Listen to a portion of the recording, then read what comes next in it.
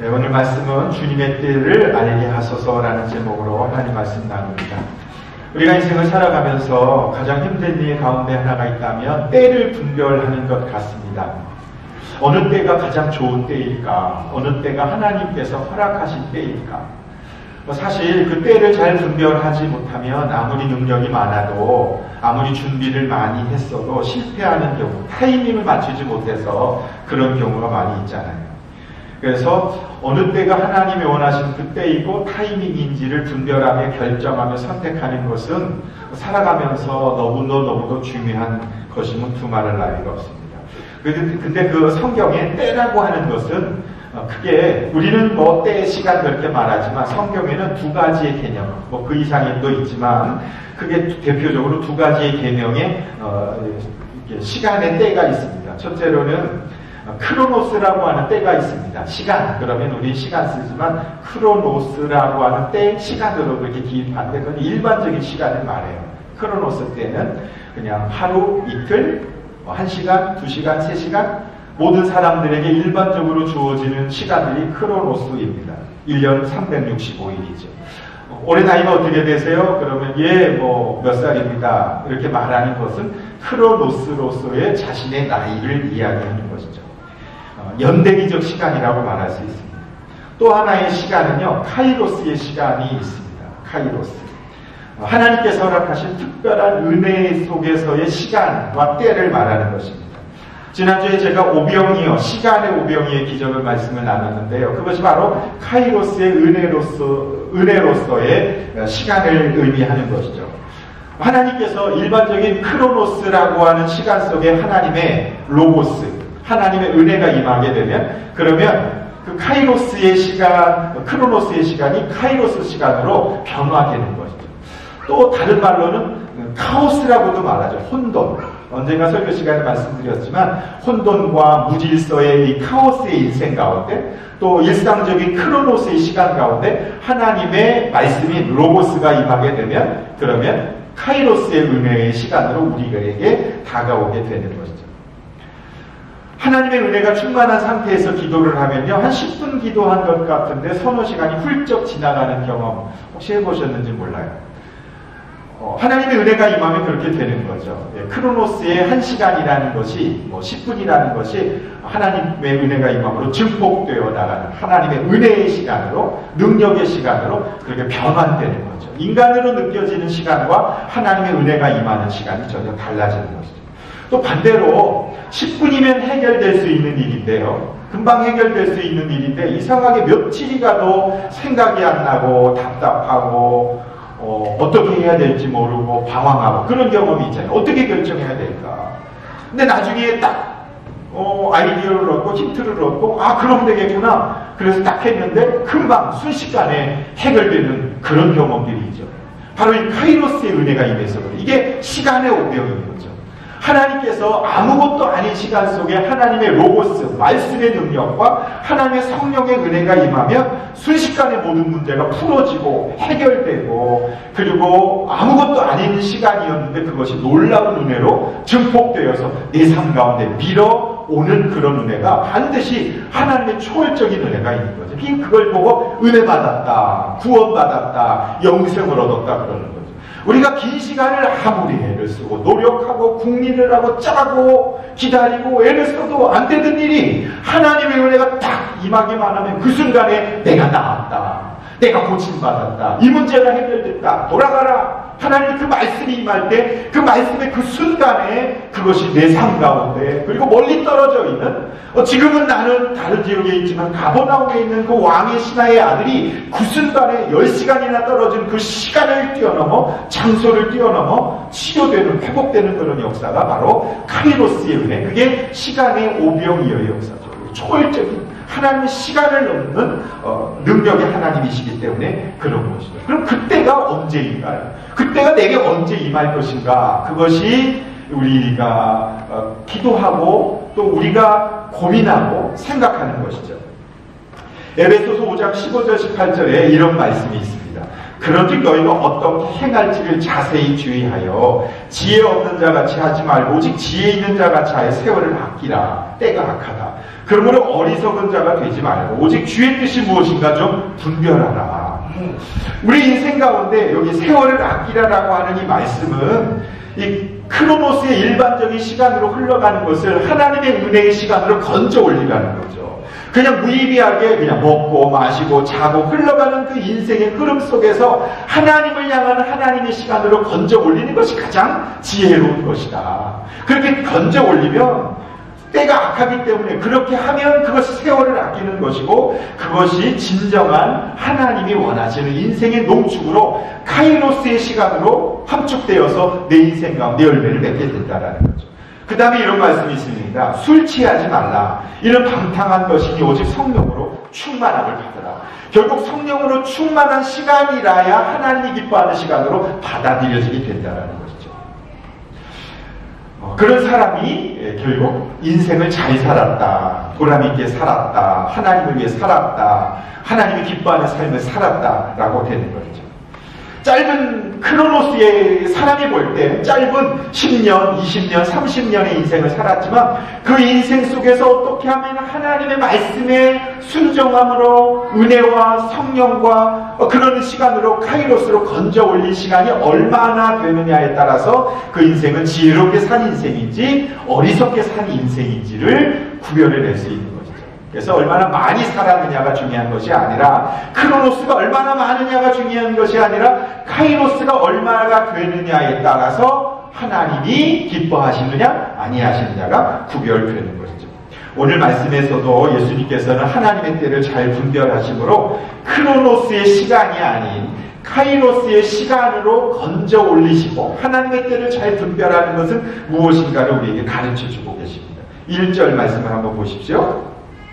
그 뒤에 예수께서는 갈릴리를 두루 다니셨다. 유대 사람들이 자기를 죽이려고 하므로 유대 지방에는 돌아다니기를 원하지 않으셨다. 그럼 저를 보시겠습니까? 여기 보면 갈릴리를 두루 다니셨다 그럴 때 지도를 이렇게 놓고 이스라엘 지도가 이렇게 크게 있다고 보시면은요. 이스라엘 지도에서 북쪽은 이렇게 보면 이 십자가를 볼 때 이 북쪽은 갈릴리 지역입니다. 지금 예수님께서는 이 북쪽 지역에 있다라는 거예요. 갈릴리를 두루 다니셨다. 왜 그러셨나? 유대 지방, 유대는 남쪽을 말하는 거예요. 우리나라로 말하면 갈릴리 지방은 평안도, 함경도, 북쪽을 말하는 거고 사마리아 지역은 중부 지방을 말하는 거예요. 그래서 갈릴리 지역, 사마리아 지역, 그리고 유대 지역. 이스라엘을 그렇게 3등분으로 지도를 나눌 수 있어요. 근데 예수님은 북쪽에서만 계속 계셨다. 이 북쪽에 갈릴리 호수가 있는 그 지역에서만 있으셨다. 왜 남쪽으로 안 가셨나? 그 남쪽에는 예루살렘 성전이 있잖아요. 사람들이 예루살렘 성전에 많이 살잖아요. 여기 수도니까, 서울이니까. 근데 왜 남쪽으로 유대로 안 가셨나? 남쪽에 있는 유대 사람들이, 기득권자들이, 성전을 중심으로 살아가는 사람들이 예수님을 죽이려고 하시기 때문에 그쪽으로 안 가셨다. 그렇게 원하지 않으셨다. 그렇게 말씀하세요. 유대 지방에 예수님이 죽는 것이 두려워서 그러신 것일까? 그렇지 않다는 거죠. 예수님 십자가에 돌아가실 것을 다 알고 계셨지만 남쪽으로 가서 사역할 때가 되지 않았기 때문에 남쪽으로 안 가신 거예요. 아니 빨리 십자가에 못 박혀 죽은 다음에 그 다음에 빨리 구원을 이루지. 예수님이 그렇게 하지 않으셨다라는 거예요. 하나님의 때를 기다리고 계셨기 때문에 북쪽에 그대로 머물러 계신 거예요.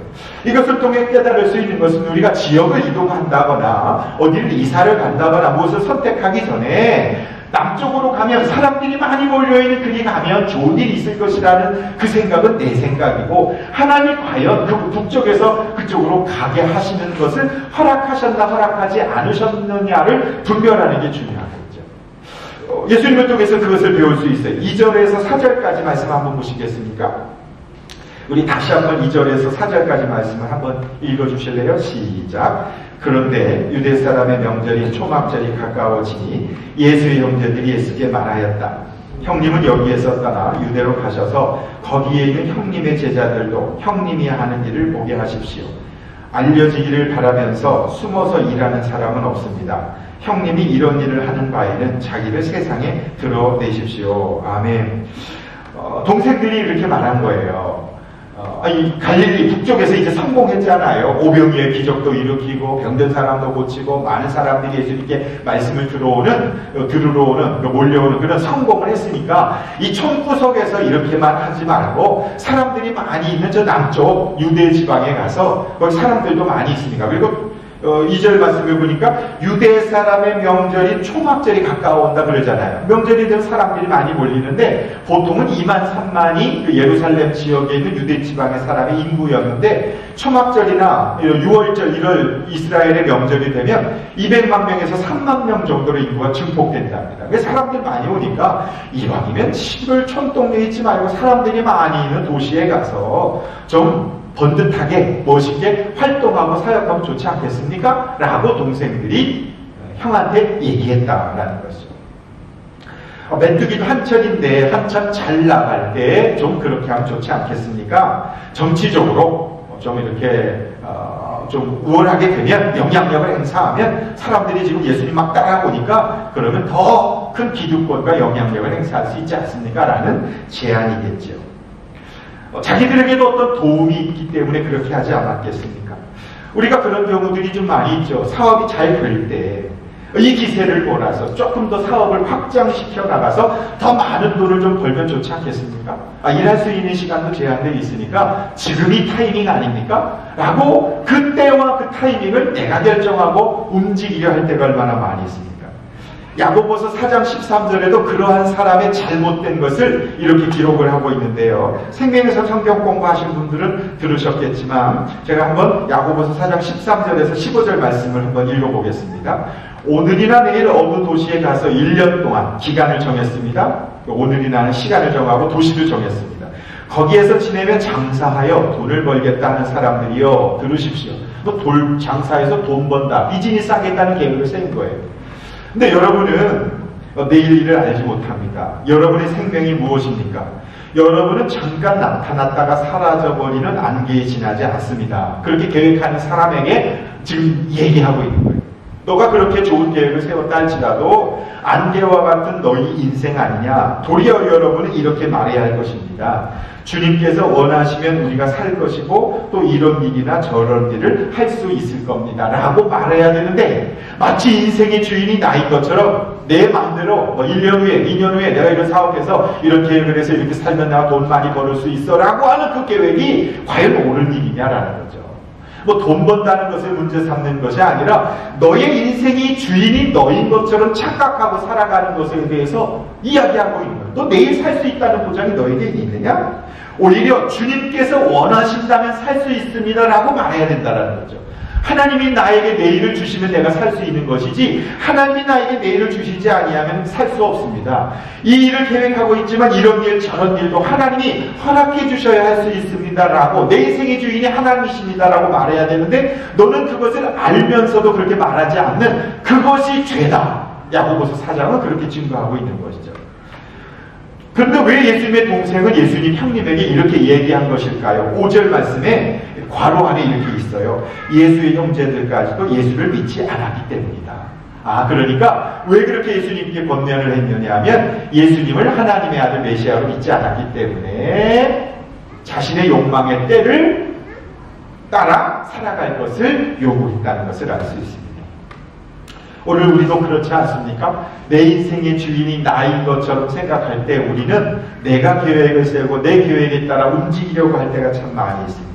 예수님의 동생처럼 사람들이 많은 곳으로 가면 그곳에 가면 더 좋은 결과를 얻을 것이라는 기대를 하기도 하지만 그것은 잘못된 선택과 결정이다. 성경은 그렇게 말씀합니다. 예수님은 이렇게 대답하십니다. 6절에서 8절까지의 말씀인데요. 예수님의 대답 함께 좀 같이 읽어주실까요? 다시 한번 읽어보십시다. 시작. 예수께서 그들에게 말씀하셨다. 내 때는 아직 오지 않았다. 그러나 너희의 때는 언제나 마련되어 있다. 세상이 너희를 미워할 수 없다. 그러나 세상은 나를 미워한다. 그것은 내가 세상을 보고서 그 하는 일들이 악하다고 증언하기 때문이다. 너희는 명절을 지키러 올라가거라. 나는 아직 내 때가 차지 않았으므로 이번 명절에는 올라가지 않겠다. 아멘. 여기 보면 때가 두 개가 나오죠. 내 때, 너희의 때. 여기서 내 때는 하나님의 때를 말하는 거예요. 하나님 계획하신 때. 근데 너희의 때는 인간의 때, 욕망의 때, 때를 이야기하는 거죠. 동생들이 생각하는 때는 지금이에요. 지금이 기회입니다. 지금이 타이밍이에요. 지금 놓치면 안 됩니다. 우리 얼른 예루살렘으로 가서, 유대로 가서 그곳에서 형님의 그 능력을 보여주십시오. 좀 어차피 나타날 거면 지금이 기회입니다. 이렇게 얘기하는 거죠. 근데 예수님께서는 아직 내 때가 되지 않았다 라고 말씀하십니다. 이 말씀은 동생들은 크로노스의 때를 보고 이야기하지만 예수님께서는 아직 카이로스, 하나님의 은혜의 때가 되지 않았다. 기다려야 한다. 머물러야 한다. 서두르지 마라. 조급하지 마라. 라고 예수님 말씀하시는 것이죠. 정답은 나왔죠? 우리가 그러면 어떻게 하나님의 때를 분별할 것인가? 하나님께서 계획해 놓으신 때가 있는 것을 알 수 있습니다. 하나님의 주권의 때. 이 세상 살아가는 모든 사람들은 이 때를 잘 분별하지 못해서 혼란과 갈등 속에 살아갑니다. 우리 그리스도인들은 그래서 사람의 때를 따라다니는 사람이 아니라 하나님의 때를 분별하며 살아가는 사람들입니다. 최종적으로 기도하고 의논하고 생각해야죠. 그러나 최종적인 결정은 하나님께 있어요. 하나님, 제가 이런 선택과 결정을 하려고 합니다. 과연 하나님의 뜻이 맞습니까? 하나님의 때가 맞습니까? 라고 하나님께 여쭈어보고 하나님의 그 말씀의 응답을 받을 때 그것이 진정 카이로스로 우리에게 생명으로 건져지게 되는 거죠. 동생들은 어찌하던 예수님을 통해서 무엇인가 얻어보려고 하는 욕망으로 가득 차 있기 때문에 하나님의 때는 생각하지 않고 자신들의 때만을 주장하고 있는 것이죠. 이왕이면 큰 물에 가서 큰 성공을 이루라고 이야기하지만 예수님은 이 세상에서 성공하러 오신 분이 아니라 하나님의 그 섭리와 하나님의 그 때를 이루시기 위해서 구원을 이루시기 위해서 오셨다는 것을 그들은 깨닫지 못하는 거죠. 성경에 보면 그 때를 잘 분별하지 못해서 실패한 사람들의 이야기가 많이 나오는데 그 대표적인 사람은 아브라함입니다. 이스라엘의 첫 조상이 아브라함인데 하나님께서는 아브라함에게 너의 아내 사라를 통해 후손을 이어가겠다. 아이가 없을 때 하나님 이렇게 아브라함에게 약속하셨습니다. 근데 아브라함이 기다리지 못하고 있던 어느 날 아내 사라가 여보 언제까지 기다리겠어? 이제 나도 아이 낳을 수 있는 능력도 없고 당신도 끊어졌으니 이제 내 종인 하녀인 하가를 통해 아이를 좀 낳으면 좋겠어. 남편이 아내의 그 말을 듣고 아브라함이 여종 하가를 아내로 받아들여 아이를 낳았는데 그 아들의 이름이 이스마엘 아닙니까? 그런데 그 후에 있다가 아내 사라가 또 아들을 낳았잖아요. 그게 이삭 아니에요? 지금 중동 지역에서 일어나는 이스라엘, 이삭의 후손과 약속의 후손인 이스라엘과 그리고 육신의 때를 기다리지 못하고 인내하지 못하고 낳은 그 이스마엘의 후손과 끊임없이 전쟁을 벌이고 있는 것이 지금 중동 전쟁 아닙니까? 그러니까 우리가 육신의 때를 선택하였을 때 하나님의 때를 기다리지 못했을 때 나타나는 수많은 고통과 어려움들이 나타난다는 것을 알 수 있죠. 사무엘서에 보면 이스라엘의 첫 번째 왕이 사울 왕입니다. 사울 왕은 처음에는 하나님께 굉장히 순종을 많이 했습니다. 그러나 어느 날 이제 전쟁을 하기 앞서 전쟁을 하기 전에 먼저 하나님의 은혜를 구하는 예배를 제사를 드려야 되는데 사무엘 선지자가 와서 그 예배를 집례를 해야 되는데 사무엘 선지자가 안 오는 거예요. 사울왕이 아무리 사람을 보내고 서둘러도 오지 않으니까 마음이 조급해진 사울왕이 제사장만이 해야 하는 그 제사의 일을 급하니까 자기가 그 제사를 집례를 했어요. 그럴 때 집례가 끝났을 때 사무엘이 왔어요. 당신 지금 무슨 짓을 한 것입니까? 아무리 수많은 예배를 제사를 드린다 할지라도 단 한 번의 순종을 하나님이 더 기뻐하신다는 것을 알지 못합니까? 라고 이야기하며 당신이 하나님의 말씀을 버렸으니 하나님이 당신을 버릴 겁니다. 결국 사울 왕이 그 왕위에서 폐위되게 되는 결정적 계기가 바로 그 순간 아니었습니까? 바로 자신의 해야 하는 그 모든 것들을 왕의 자리를 지키지 못하고 월권함으로 인하여 하나님께 버림을 받는 계기가 되고 말았습니다. 사울이 사무엘 선지자를 기다리지 못한 것도 잘못이지만 더 큰 잘못은 하나님을 신뢰하지 못했다라는 것입니다. 사울왕은 내가 지금 빨리 전쟁터에 나가서 지금 기세를 몰아서 나가서 싸워서 이길 수 있다고 생각을 한 것이죠. 그러면 전쟁에서 이기면 왕권을 유지할 수 있을 거라고 생각을 한 거예요. 근데 오해죠. 왕권은 내가 어떤 능력을 행해서 사람들에게 인정을 받아서 왕권이 유지되는 게 아니라 하나님이 그를 왕으로 세워주시는 것을 유지시켜 주셔야만 왕이 될 수 있다는 사실을 사울왕은 알지 못했어요. 백성들이 사울왕을 다 버린다 할지라도 하나님이 사울왕을 붙잡고 있으면 사울은 왕입니다. 그러나 아무리 백성들이 사울을 왕으로 추앙한다 할지라도 하나님이 사울을 버리시면 그 뒤부터 사울은 왕이 될 수 없다는 사실을 사울은 알지 못했어요. 결국 우리의 인생에서도 아무리 내 힘으로 능력으로 모든 것을 이루어줬다 할지라도 결국 하나님께서 나를 인정하지 않는다면 그건 인정받은 게 아니요, 사람들로부터 미움을 받는다 할지라도 하나님이 인정하셨다면 그것은 인정받은 것이죠. 저는 그것이 가정교회의 가장 중요한 핵심인 것 같아요. 아무리 많은 사람이 있다 할지라도 하나님이 기뻐하는 영혼 구원하는 그 일, 그 사명에 집중한다면 그것은 하나님이 인정하는 것이고, 비록 우리의 삶의 모든 순간 속에서 이루어진 게 없다 할지라도 그러한 하나님 기뻐하는 그 일에 집중한다면 결국 하나님이 기뻐하는 삶을 살아낸, 카이로스의 삶을 살아낸 것이 아니겠습니까? 또 한 사람이 있습니다. 모세도 그래요. 내 인생의 주권이 하나님의 있음을 인정하지 못하면 너무 서두르게 돼요. 모세도 어느 날 그 마음속에 감동이 생겼어요. 내가 이스라엘 백성을 좀 이집트에서 구원해내야지라고 하는 생각을 가졌어요. 근데 좋은 생각, 좋은 동기는 다 좋았지만 더 중요한 건 하나님의 때를 분별하지 못했어요. 어느 날 이스라엘 백성을 이집트 사람이 때리는 것을 보고 그가 화를 참지 못하고 가서 이집트 사람을 주먹으로 쳤더니 그 자리에 죽고 말았어요. 그것 때문에 모세는 도망을 가서 광야에서 40년 동안 광야 생활을 하고 말았지 않았습니까? 물론 40년 동안 광야에 있으면서 훈련받기는 했지만 좀 잠잠히 때를 기다리며 있었다면 하나님이 얼마든지 그 모세를 통해서 또 다른 방법으로 하나님의 때에 이끌어내실 수 있었을 텐데 40년이라는 시간을 광야에서 허비하는, 물론 거기에도 하나님의 섭리가 있지만 그런 어리석음의 결정이 되고 말았습니다. 우리가 때를 기다리지 못하는 결정적 이유는요, 거짓된 자신감 때문에 그런 것 같아요. 내가 힘이 넘치고 내가 지혜가 있고 좀 뭔가 잘 될 것 같은데 우리의 생각을 믿고 밀어붙이려고 할 때가 많이 있어요.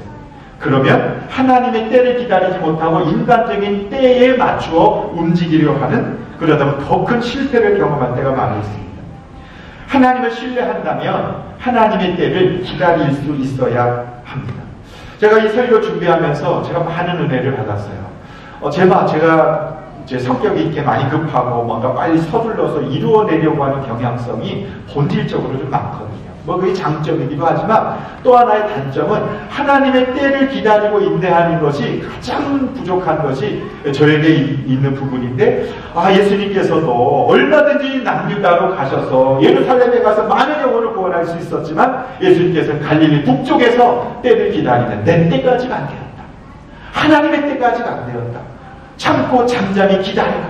서두르지 마라. 라고 하는 말씀을 하고 계세요.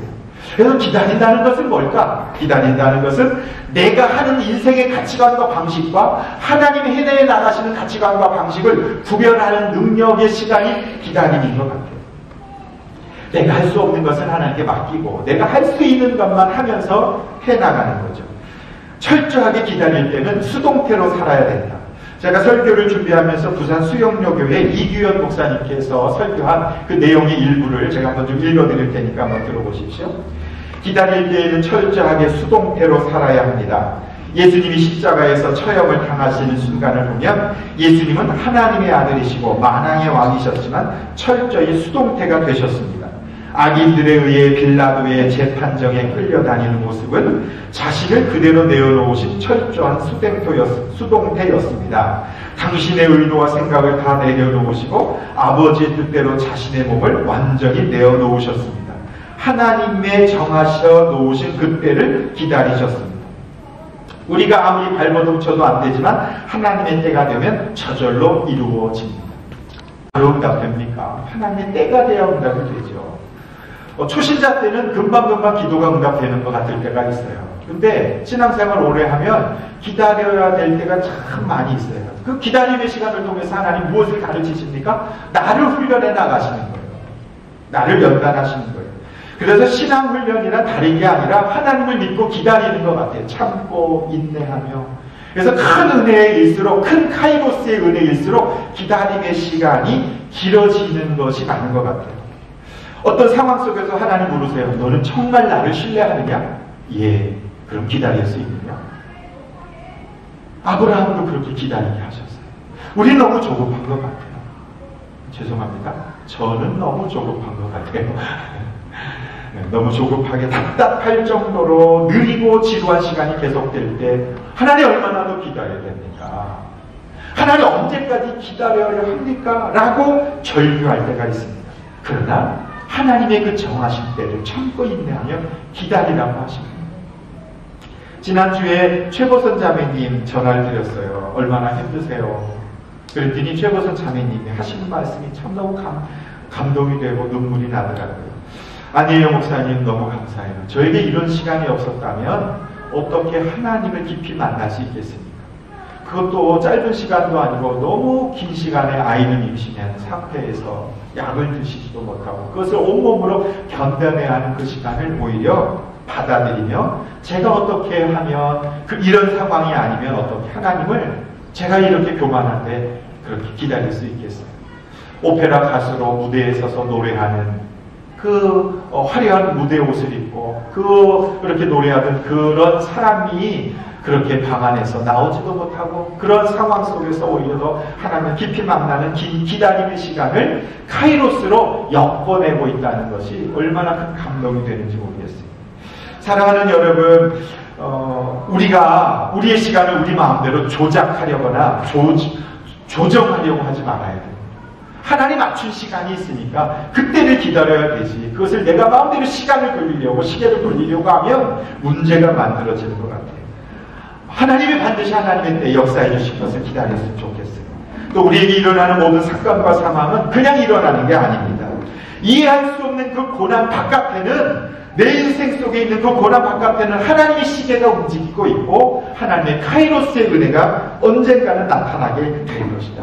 그래서 기다려야 할 때와 움직여야 할 때를 좀 분간할 수 있었으면 좋겠어요. 묵묵히 기다리다 보면 반드시 하나님의 카이로스의 은혜가 임하게 될 거예요.